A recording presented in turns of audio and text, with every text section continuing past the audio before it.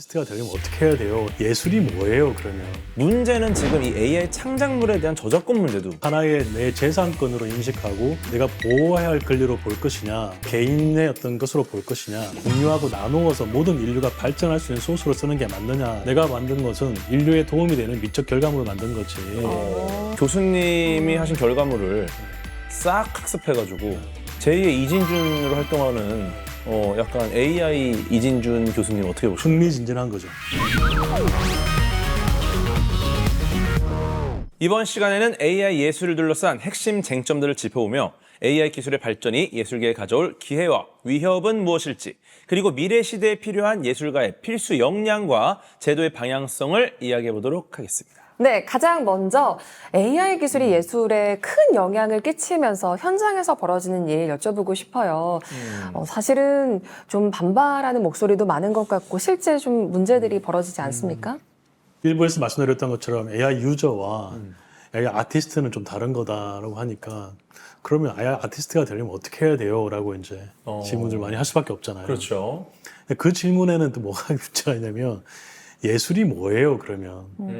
라고는 아주 깊은 질문이 담겨 있는 거예요. 아트란 무엇이냐라고 하는 그 아트란 무엇이냐는 한번 몇 박 며칠을 써도 계속 얘기할 만한 주제이기 때문에 네. 좀 짧게 설명을 드리면 아트는 특히 저희가 지금 하고 있는 컨템포러리 아트라고 얘기하는 현대 미술은 그 각자의 개인에 대한 어떤 새로운 랭귀지가 있습니다. 네. 새로운 언어가 있습니다. 이 언어를 하나 배우지 않으면 독해를 할 수가 없는 거예요. 그 리트러시의 문제예요. 그러니까 네. 내가 새로운 아프리카 언어를 배우지 않으면 그 보면 그냥 글자 단어들 조합이잖아요. 물리학 공식을 내가 칠판에서 보고 있는데 알파벳이랑 숫자 막 조합이잖아요. 네네. 근데 내가 그거를 읽을 수가 없어. 나는 보고 있을 뿐이지. 그것을 이해하거나 독해할 수가 없잖아요. 왜냐하면 그게 나오는 문법과 단어를 모르니까. 그렇죠. 네. 똑같습니다. 현대 미술에 지금 저희가 하고 있는 예술이 단순히 그냥 장식물을 만드는 것이 아니거든요. 그래서 제가 철학을 공부하는 이유도 그렇고 같이 과학을 같이 겹하는 이유도 지금 시대의 하나의 새로운 철학자, 새로운 띵커, 새로운 비저너리, 새로운 미래학자로서의 예술가들이란 말이에요. 그런데 AI 아트라는 것은 새로운 동시대의 물감이기 때문에 너무나 흥미로운 물감이 매일매일 아침에 탄생하고 있죠. 너무 놀라운 게 뭐냐면은 아주 오래전으로 돌아가면 예술가, 과학자, 철학자가 사실 하나의 용어였잖아요. 오면서 분화됐던 이 모든 것들이 현대로 오면서 다시 하나로 합쳐지는 느낌이 있어서 굉장히 흥미롭습니다. 맞아요. 예. 그걸 저는 어떻게 표현하냐면 이게 좀 쉽게 설명해 드리기 위해서 이종 격투기의 시대를 설명하거든요. 이종 격투기요? 그냥 다 나오는군요. 과거에는 우리가 복싱, 그러니까 예, 예. 복싱을 생각해 보면 어마어마한 인기였어요. 복싱은 사각의 링에서 싸워야 돼. 네. 그리고 넌 주먹만 써야 돼. 다리는 쓸 수 없죠. 그 글러브를 껴야 돼. 그 넘어지면 절대 때리면 안 돼. 엄청난 규칙 속에서 누가 복싱을 잘하느냐를 경쟁을 했고 그래서 위너는 추앙을 받았어요. 진짜 강한 남자다. 저 사람이 진짜 파이터다. 그런데 지금은 네가 복싱을 했는지, 네가 태권도를 했는지, 네가 무슨 뭐 축구를 했는지 아무 관심이 없어. 우리는 관심이 없고 누가 제일 세. 그래서 이종 격투기. 예. 야, 넘어져서 때려도 돼. 우리가 알고 싶은 건 이 사각의 링 위에서 누가 제일 강해? 라고 하는 질문, 아주 본질적인 질문을 하는 거예요. 수단과 방법을 사실- 가리지 마라. 그 나쁘게 말하면 수단과 방법을 가리지 않아라는 거지만 좋게 말하면은 가장 본질적인 질문을 하고 있는 거예요. 원래 그러니까 네가 그림을 잘 그려, 네가 조각을 잘해, 네가 서예를 잘해, 네가 미디어 아트를 잘해 라고 묻지 않아요. 지금은 그래서 좋은 예술이 뭐야? 사실 저는 이제 방송을 하는 정말 플레이어라고 표현하는 그런 사람 입장에서는 헐리우드 배우가 좀 이해가 되거든요. 작가들 파업하는 것도 이해가 되는 측면이 있거든요. 그 부분에 대해서는 어떻게 바라보고 계세요? 이게 이제 민감한 부분이긴 한데 예술의 정의가 조금 바뀌어가고 항상 바뀌어와서 예술은 그리고 산업의 발전의 속도에 맞춰서 직업군이 생겨나고 없어지고 해왔어요. 근데 이제 지금 파업이 이제 생겨나고 많은 분들이 위기를 느끼는 건 이 속도가 너무 빠르기 때문이지 방향이 잘못된 건 아니에요. 방향은 이렇게 갈 수밖에 없을 거예요. 왜냐하면 본질적인 질문을 하는 곳으로 가고 있기 때문에. 좋은 시나리오가 뭐냐라고 묻고 있는 거지. 네가 컴퓨터를 써야 돼, 손으로 써야 돼, 타자기로 써야 돼, AI를 써야 돼, 상관없는 거예요, 사실은. 우리가 그 오랜 시간 동안 글쓰기를 트레이닝했다가 타자기를 발명되는 순간에 이 타자기를 되게 부정적으로 봤었어요, 처음에. 처음에 인쇄술 나왔을 때 사실은 책을 인쇄로 찍어냈잖아요. 하루에 수십 건, 수백 건을 찍어냅니다. 그때 인쇄술, 책이라는 거에 비판적인 의견이 엄청 나왔어요. 같이, 그렇죠. 네, 왜냐? 손으로 적지 않은 책은 영혼이 없는 책이다. 비슷한 거예요. 놀랍게도 그 인쇄술의 발명이 가져왔던 게 뭐였냐면 영어로는 Enlightenment라고 해서 계몽의 시대를 가져오잖아요. 정보가 굉장히 빠르게 퍼지게 되니까. 퍼지니까. 그래서 읽을 수 있었고 정보를 고유할 수 있었고 그래서 우리가 계몽되었다라고 Enlightened 됐다고 얘기하면서 인쇄술의 발명을 얘기하거든요. 그러니까 그 정도의 충격에 비하면 AI는 사실 충격이 아니에요. 그 당시에 책의 충격과 인쇄술의 발명의 충격이 훨씬 더 컸어요. 근데 이제 그 이해를 하거든요. 그 라이터들 예술 현장에서 혹은 영화 산업 현장에서 어떤 걸 같이 이렇게 해왔던 오랜 분들이 대체되어야 되는 위험에 빠져 있는 건 사실이고, 그 제가 계속 말씀드린 것처럼 방향이 잘못된 것은 아니고 속도의 문제다. 속도가 지나치게 빠른 건 사실이에요. 네. 사실 위기는 AI한테서 온 게 아니에요. 그분들이 느끼는 위기는 AI 때문에 자기 자리가 대체되는 게 아니고요. AI를 사용하는 사람들이 대체되는 거예요. 근데 AI를 잘 쓸 수 있게끔 재교육을 하거나 네. 그렇죠. 그거를 이제 안정화되는 상태로 만들기 위한 튜닝의 시간이 필요한데 이 속도가 너무 빠른 건 사실이에요. 맞습니다. 너무 빨라서 이분들이 그 위기감을 느끼는 거예요. 그렇죠. 그래서 근데 그거를 이제 산업의 방향은 efficiency, 효율성을 위해서 갈 수밖에 없기 때문에 대신에 이제 인간 다움이 무엇인가에 대한 질문을 하는 예술가 저 같은 사람이나 또 미래 철학자들이 그 시간을 조금 더 늦출 수 있게끔 제안을 계속 해야 되는 거죠. 그것들이 제가 하는 일이고요. 맞습니다. 이렇게 이 방향은 맞으나 속도가 너무 빠르다라는 어떤 위기감이 있는 거고, 하지만 방향은 옳다라고 보니까 이 부분을 해결할 수가 있다고 보는데, 문제는 지금 이 AI 창작물에 대한 저작권 문제도 굉장히 크죠. 왜냐면은 누가 봐도 나의 어떤 데이터를 학습한 AI로부터 나온 결과물이면은 이 저작권을 누가 가져가야 하는가, 이거에 대해서 논의가 많이 일어나고 있는데, 구체적으로 어떤 이야기들이 너무 많이 일어나고 네. 있고 이제 오가고 있는지 좀 궁금합니다. 지금 5월달에 한국에서 문화예술 총회가 열렸어요. 네. 제 13회 문화예술 총회가 3년에 한 번씩 벌어지는 총회인데 전 세계 400여 명의 예술계 수장들이 다 모였어요. 이제 AI와 그 윤리성에 대한 문제를 이제 저 토론다고 했었는데, 그때 나온 핵심이 바로 저작권을 어디까지 이해하고 인정해야 되냐의 문제였단 말이에요. 근데 여기에 이제 두 가지 아직 논의는 한창 만들어지고 있고 정해진 건 없습니다. 다만 한국이 이 분야에 대해서 굉장히 앞서가고 있기 때문에 모든 전 세계에서 우리가 어떻게 하는지에 대한 관심이 되게 많아요. 우리가 굉장히 새로운 걸 많이 하고 있다 보니까 이게 어떻게 정립되어야 될까에 대한 논의가 우리가 제일 많은 편이에요. 그래서 제가 이제 그 분야의 리더로서 했던 제안은 뭐였냐면 두 가지인데, 하나는 아시아의 전통에 기본적으로 우리는 동아시아는 저작권 개념이 없었어요, 원래. 지적재산권이라는 말 자체가 왕의 것이었나요? 서구의 어떤 프레임워크예요. 그래서 하나의 내 재산권으로 인식하고 네. 내가 보호해야 할 권리로 볼 것이냐, 나의 개인의 어떤 것으로 볼 것이냐, 아니면 이걸 공유하고 나누어서 모든 인류가 발전할 수 있는 소스로 쓰는 게 맞느냐라는 거에 대해서 아시아의 기본적인 전통은 공동체가 전부 발전할 수 있게 하는 좋은 아이디어가 나왔으면 그것을 나누고 많은 사람이 가지게 해야 된다라는 게 기본적인 동아시아의 전통이에요. 그래서 서구는 그게 아닌 개인의 어떤 시적 재산권이라고 하는 소유의 개념으로 그걸 보호해왔던 것이죠. 그게 하나 있다라는 거. 두 번째는, 그래서 제가 제안 드리는 건 뭐냐면 저작권이라는 개념을 저작 편집권의 개념으로 바꿔야 된다. 저작 편집권은 어떤 건가요? 저작 편집권이라는 것은 저작물은 이제 어차피 데이터셋을 만드는 순간 공유될 수밖에 없어요, 사실은. 인터넷의 속성상. 그거를 내가 지금 말한 동양이 아닌 서양의 개념에서의 저작권으로 막기 시작하면 바로 이 AI 전체의 발전을 막는 거예요. 막을 수도 없고 인터넷을 하지 말라는 거 똑같은 거예요. 그렇죠. 데이터를 먹이지 말라라는 건데. 근데 그거는 이미 현실적으로 말이 안 되는 것이고 그거에 대해서 인류 지적 공동체의 발전을 위해서는 사실은 공유하는 게 더 중요하다라는 게 동양 철학에 이미 있다라는 제 이야기 했던 거고 두 번째는 그러면 보호해야 될 가치는 뭐냐라는 것은 네. 인간이 진짜 창의적인 일을 하는 게 뭐야? 라고 다 질문해야 되는 본질적으로. 그것은 없는 것을 새로 만들어내는 것이 아니고 네. 있는 것을 아주 창의적으로 재조합하는 능력이에요. 그것이 사실은 인간이 갖고 있는 창의적인 핵심이었던 거예요. 인류가 한 번도 없는 걸 만들어낸 적은 없고요. 있는 것을 새로운 방식으로 재조합하는 것. 내가 옷을 입을 때 어떤 다른 아이디어와 이 아이디어와 이 아이디어와 연결시켜서 새로운 패션 디자인이 나오는 것 같은. 그것이 창의성의 핵심이었지 내가 없는 모자를 만들거나 뭐 이런 게 아니란 말이에요. 네. 그러니까 그래서 너무 그렇게 지적 재산권의 보호의 문제에 서구식 관점을 좀 버릴 때가 됐다.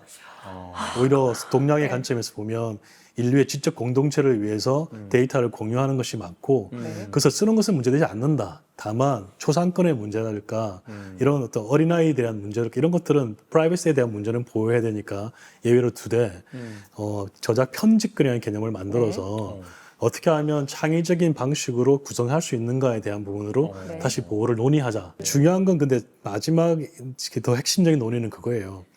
공공기관에서 공공의 자본을 예술의 진흥을 위해서 투자할 때 네. AI를 기반한 예술에 투자를 해야 되나 말아야 되나는 논점이 있어요. 인간이 하는 창의력을 보호하기 위해서 네. 공공 돈을 쓰는 거잖아요. 공공기관이. 근데 이렇게 쉽게 쉽사리 누가 어떻게 만들지도 모르는 글을 쌓는 거에 대해서 우리가 공공기관이 돈을 써야 됩니까? 라는 것이 되게 중요한 핵심이에요. 거기서 또 이제 제가 얘기하고 있는 것은 AI를 사용하는 예술의 경우에는 어떤 AI를 어떻게 사용하는지에 대한 기본적인 정보를 공개할 것. 투명하게. 그래서 투명하게 공개하고 그것이 AI 어시스트 됐다라는 것을 일종의 하나의 인정으로 밝혀내야만 한다. 그럴 때 공공의 자금을 투여하는 것이 좀 투명하게 될 것이다. 가장 핫하고 가장 현재 진행적인 논의 지금 짧게 말씀드렸습니다. 그런데다가 블록체인에 붙이면 어때요? 좋은 아이디어. 처음에 네, 제 얼굴을 썼어요. 그러면 제가 어떻게 해서 지금 보면 이번에 소라2가 또 특이점이 왔잖아요. 그 영상에 지금 뭐 샘 올트먼이랑 제임스 본드랑 포커도 두고 뭐 여러 가지 막 말도 안 되는 정말 그런 영상들이 만들어지는데 이거 그런 블록체인으로 만들어서 조금 더 투명하게 하면 어떨까? 그 논의가 또 뭐냐면 블록체인 기술을 통해서 하는 것 저도 찬성하는 편이긴 합니다. 근데 기술은 그걸 또 없애는 기술도 나올 거예요. 그러니까 방향이 이걸 보호하는 쪽으로 가는 방향이 아니에요. 쉽게 따라할 수 없는 것은 보육될 수밖에 없어요. 예를 들어 저 같은 경우 예술가잖아요. 예. 내가 만든 것은 인류에 도움이 되는 미적 결과물을 만든 거지. 공유할 일들이고 근데 그중에서 그래도 네가 만든 걸 꼭 사고 싶어 하는 사람이 있을 수 있잖아요. 네. 그 사람은 제 거를 사면 되죠. 너무 대인배 아닙니까? 그게 아니라 이렇게 막을 수 있는 일이 아니에요. 그럼 교수님이 하신 결과물을 싹 학습해가지고 제2의 이진준으로 활동하는 약간 AI 이진준 교수님 어떻게 보세요? 흥미진진한 거죠. 흥미진진하고 저는 흥미진진하고 너무 대인배 같은데요, 이거? 아니 그게 저한테 새로운 창의적인 도전이 돼요. 나는 그거를 보호하려고 생각하는 시간에 새로운 만드는 쪽에 에너지를 쓸 것 같아요. 예를 들어서 그러니까 우리가 이제 교통과 통신과 이런 AI 기술의 발전이라는 것 자체가 계속 본질로 돌아가고 공유되는 시대로 나아가고 있는 거예요. 근데 아까 제가 예술가들도 내가 그림 잘 그리는 거를 가지고 배리어를 만들어서 넘지 못하게 만들려고 했던 거잖아요. 그렇죠. 그게 무너진 거잖아요. 쉽게 말하면 공유 경제도 그런 거잖아요. 예. 내가 정보를 독점함으로 인해서 부가가치를 창출해가지고 내가 그걸 먹으려 했던 거잖아. 그걸 공유함으로 인해서 사실 그 정보의 독점에서 오는 부가가치가 사실은 사용자한테 더 나눠지게 된 거잖아요. 그래서 가격이 싸졌잖아요. 기술은 그런 일을 하는 거란 말이에요. 야, 이거 저작권 문제 관련해서 제가 들었던 수많은 의견 중에 가장 독창적인 의견이세요. 근데 어떻게 보면은 내 것도 마음대로 나눠주고 우리들도 이제 마음껏 공유받아서 새로운 창작을 만들 때 오히려 다음 단계로 갈 수 있다는 말씀이신 거죠. 사람들이 내 거를 뺏기는 이유는 이게 좋기 때문이잖아요. 그러니까요. 그것 자체가 이미 인정인 지금 거예요. AI 시대에선 리워드네요. 인정이고 내가 대단한 좋은 걸 만들었다는 일이고 예. 그리고 이거 자체가 또 마케팅이 되는 일이고 그리고 그거를 내가 막 받기 위해서 내 인생의 시간을 쓰는 건 너무 아까운 일이고 네. 그 시대에는 공유될 수밖에 없는 시대로 이미 가고 있어요. 막을 수가 없어요. 그럼 또 만들면 된다. 새로운 거 나는 만들면 또 새롭게 만들고 또 편집할 것이다. 어. 와, 진짜 교수님의 자신감이 사실 근데 좀 용기가 또 되는 부분이 있거든요. 그 지점이 AI가 못하는 점이잖아요. 지금 제가 말하고 있는 이것이 AI가 못하는 점이잖아요. 아. 나는 또 새로 편집하면 돼라고 얘기하고 있잖아요. AI는 있는 거를 갖다 붙이거나 계속 같은 걸 에피션시하게 효율적으로 예. 빠르게 만드는 거는 하겠죠. 음. 근데 창의적 조합은 쉽지가 않아요. 이게 왜냐하면 이거 시적 감축성이 필요하거든요. 그러니까 빨간 종소리 이렇게 얘기를 해보세요. 그 빨간 종소리 그럼 AI는 종이 빨갛다고 설명할 거예요. 불가능하죠. 공감각적인 어떤 이해를 해야 되는데. 그 빨간 종소리와 이 두 단어 사이에 공백이 있잖아요. 이 공백을 메우는 건 인간의 상상력이거든요. 나의 사적 경험이거든. 내가 언젠가 들었던 빨간 종소리가 있을 수도 있고 내가 어린 시절에 어디 여행을 갔다가 봤던 뭔가 있을 수도 있고 바로 이때 이 소리를 들을 때 내 언어가 주는 감각이 있고 바로 그 빨간 종소리라는 사이를 메우는 게 바로 인간이 하는 일이에요. AI는 그냥 이것을 효율적으로 보편화된 그리고 표준화된 이미지를 만들 뿐이에요. 근데 계속 인간이 계속 AI와 싸우려는 태도가 뭐냐면 저작권을 보호할래라는 태도가 AI하고 경쟁하겠다는 태도예요. 그게 100m 달리기에서 10초를 뛸 수 있는 사람이 1초대에 뛰는 로봇과 경쟁하겠다는 태도와 비슷한 거예요. 네. 그래서 저작권 문제는 그렇게 생각하면 안 된다. 어. 라는 얘기를 하고 있는 겁니다. 근데 예술은 모호함 세계를 다루기 때문에 그렇게 사이테이션을 정확히 할 수는 없고요. 어렵죠. 다만 제가 이제 강조하는 거는 예술가 학자라는 개념이에요. 아. 제가 그래서 논문도 쓰고 하는 이유가 특히 미디어 아트를 하는 지금의 시대의 예술가는 글쓰기와 책 읽기와 이런 논문 쓰기를 좀 할 필요가 있다. 이 태도가 되게 중요한 과거처럼 그냥 그림 그리고 집에서 혼자 하는 세계가 아니기 때문에 미디어 아트는 대단히 많은 자본도 들어갈 수밖에 없고요. 많은 프로그램이나 컴퓨터를 써야 되고 많은 전공자들에게 도움을 받아야 되는 일이에요. 그 과정에서 미디어 아티스트가 아주 정교하게 글을 쓰고 그것에 대한 의미를 밝혀내고 역사, 과거의 문화사와 또 미래의 철학과 내가 어떻게 연결되어 있는지를 논의를 예술가가 직접 다뤄줘야만 하는 거예요. 다만 나 기분 좋아서 그렸어. 이쁘지 않아? 너무 무책임한 태도. 너무너무 무책임한 태도죠. 네, 사실은 이제 촬영 장비, 촬영 기술의 발전으로 인해서 모두가 이제 어떤 영상 촬영을 할 수 있게 되니까 예전에는 이제 방송국이나 어떤 촬영팀을 꾸리거나 할 때 반드시 이런 고가의 장비가 없으면 영화를 만들지 못했잖아요. 근데 지금은 굉장히 많은 콘텐츠 쏟아져 나오고 굉장히 훌륭한 아이디어로 무장한 개인 창작자들이 굉장히 좋은 영상을 만들어서 팬덤을 만들고 이걸 보면은 사실 AI라는 이 툴의 발전이 모두가 계급장을 떼고 같은 평면에서 뭐가 더 새로운 좋은- 역량으로 싸우는 뭐가 더 좋은 예술이야를 묻고 있는 거지. 그렇죠. 자본이 막아놓은 그 장벽을 AI가 고맙게도 허물어주고 있는 거예요. 그런 상황인 것 같고요. 그러면은 지금 여기서 궁금한 게 앞으로 AI 예술 분야에 대해서 사회적 인식이나 제도가 어떻게 가야 할까? 지금 말씀하시는 것을 들어보면은 사실상 완전한 오픈을 목표로 하시는 것 같은데 이때 어떻게 흘러가는 게 맞을까? 그리고 예술가들은 이 상황에서 어떤 마음가짐으로 역량. 어떤 역량을 길러야 할까? 그게 이제 아까 이미 성장이 되어 있는 저 같은 작가들하고 또 학교에서 이제 교육을 받아야 되는 사람들하고 네. 또 일반인들하고 좀 세 가지 입장이 다를 거예요. 네. 저희처럼 이미 뭐 최전선에서 활동하는 작가들은 매일 아침마다 새로운 물감이 막 장난감이 탄생하고 있으니까 너무 흥미진진한 시대에 살고 있다고 느끼거든요. 저는 새로운 미학을 탐구할 수 있는 또 도구가 생겼네. 이 물감 사용해 보고 싶다. 다음 날 아침에 또 새로운 물감이 나왔어. 이 새로 처음 본 색깔이야. 당연히 쓰고 싶죠.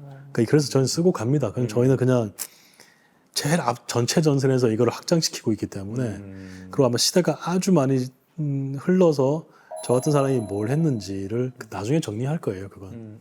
두 번째는 이제 학교에서 갓 시작하는 교육을 해야 되는 중고등학생이나 대학생들인데 이 친구들은 사실 지겨움을 견디는 훈련이 조금 필요한 것 같아요.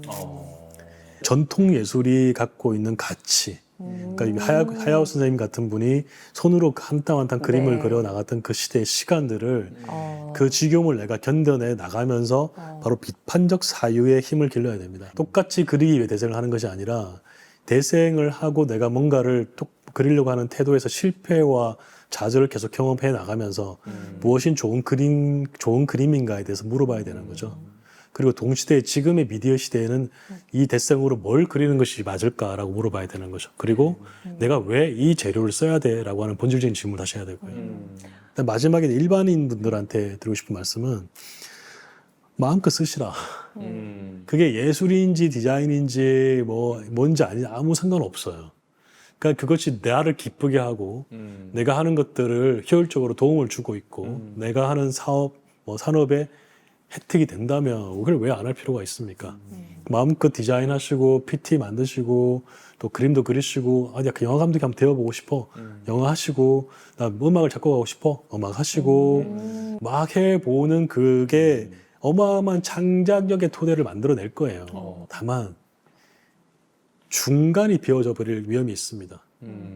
그러니까 아주 높은 예술과 좋은 창작의 결과를 만드는 집단이 생겨나고 네. 보편화된 하향 평준화가 빨리 이루어지는 시대가 나타날 거예요. 네. 예. 그래서 내가 진지하게 이걸 통해서 어떤 길을 가고 싶다 그러면 다시 바로 그 교육 시간에 필요한 지겨움을 견디는 시간이 또 필요할 거라는 걸 알아야 된다는 거죠. 저는 이런 생각을 했거든요. 우리가 전기 요금만 있고 AI 툴만 있으면 누구나 영화를 만들 수 있는 시대가 됐구나. 그러면 진짜 이제는 더 이상 영화를 배울 필요가 없고 영화 관련된 과를 가서 배울 게 없겠다라는 생각을 했는데 되게 놀라운 이야기는 영상을 만드는 AI 툴이 실제로 프롬프트로 작업을 하잖아요. 그 프롬프트에 들어가는 용어들이 전문적인 영화 용어를 쓸 때 잘 훨씬 좋은 만든다고. 성과가 나온대요. 어. 그러니까 오히려 반대로 영화를 충분히 공부하신 분들은 그 영화를 AI로 만들더라도 잘 쓰겠지. 훨씬 더 잘 쓰겠죠. 좋은 퀄리티를 만든다고 그래서 이 하더라고요. 갭이 더 커지는 시대가 네. 그래서 사실 툴이 좋아졌다고 누구나 좋은 영화를 만드는 게 아니라 결국은 다른 형태의 능력, 기량을 갖추는 게 중요할 거고 그때 여전히 지금 영상을 만드는 모든 AI가 학습한 데이터가 기존의 영화 프롬프트를 기반으로 하고 있기 때문에 영화 감독들이 쓰는 용어들에 대한 이해도가 매우 높다라는 거예요. 근데 그거는 또 기술이 금방 극복할 것 같아요. 아, 그래요? 그러니까 우리가 이런 전제를 해야 됩니다. 앞으로 AI 아트에 대한 논의를 할 때 지금의 시대에 AI를 가지고 논의를 하면 안 되고 한 5년, 10년 뒤에 AI가 얼마나 발전해 있을까를 가지고 논의를 해야 되는 게 맞죠. 야, 예측이 좀 어렵지 않습니까? 기술 때문에 안 되는 것은 없다고 봐야 되는 거죠. 아, 그 정도로? 사실 지금도 벅차거든요. 버거울 정도로 빨라서 지금의 AI 기술을 이 정도를 미래로 예측했는데 그게 지금인 경우가 되게 많습니다. 지금 상황이. 굉장히 다른 형태의 기량을 길러야 할 필요가 있고 그러면 사실 이제 어떤 예술계 교육이라든지 어떤 시스템이라든지 구조에 대한 고민을 하는 기관들은 우리 교수님의 의견을 많이 듣는 편이 좋겠네요. 그러니까 근데 저도 이제 이렇게 제가 뜬구름 잡기에 추상적인 얘기를 하는 게 아니라 저는 현장에 있고 학교에서 아이들 가르치고 있으니까 일종의 프레임워크를 계속 시도를 하고 있는 거예요. 이렇게 교육하면 어떨까라고 해서 한 학기를 해보고 또 이렇게 교육해보고 한 학기를 해보고 그걸 정리해서 책을 좀 만들려고 하고요. 그럼 이 성과가 좀 나오는 부분들이 있다는 거죠. 최근에 저는 오히려 페인팅을 하고 있어요. 반대로. 직접. 그러니까 그 감각을 잃지 않으시려고 하시는 건가요? 아니요, AI 시대가 새로운 페인팅을 저한테 보여주고 있어서 새로운 AI의 도래를 미디어로 접목시켜서 하니까 사람들은 미디어가 보이지 AI가 또 안 보이는 거예요.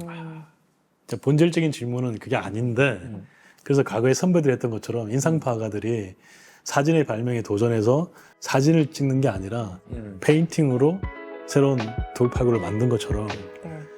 재밌게 AI와 함께 콜라보하고 있어요. 네.